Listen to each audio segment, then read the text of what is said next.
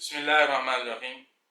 سوال یہ ہے کہ آپ صلی اللہ علیہ وسلم کی پیدائش اور آپ صلی اللہ علیہ وسلم کی وفات کی تاریخ کون سی ہے؟ دیکھیں جی، اس میں پہلی بات اصولی طور پر یہ سمجھ لیں کہ نبی کریم صلی اللہ علیہ وسلم کی جب آمد ہوئی، یعنی پیدائش ہوئی، ولادت بسعادت ہوئی، اس وقت تاریخ کو محفوظ کرنے کا کوئی خاص اہتمام نہیں تھا۔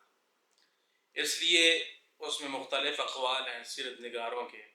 مشہور 12 ربیع الاول کا ہے، باقی 8 کا قول بھی ہے، 9 کا بھی ہے، اور بعض احباب نے 8 کو ترجیح دی ہے اور بعض نے 9 ربیع الاول کو ترجیح دی ہے۔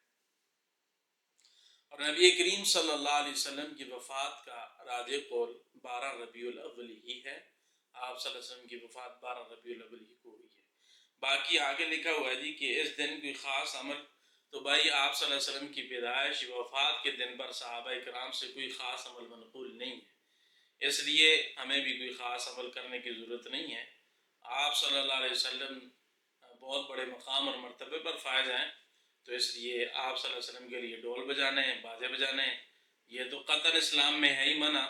اور اپنے درجات کو بڑھانے کے لیے پاک پیغمبر کے لیے آپ اصالہ ثواب دعا کریں، نوافل پڑھیں، لیکن وہ پورا سال ہی ہونا چاہیے۔ ایک دن تخصیص کر کے یہ کوئی عمل نہیں ہوتا۔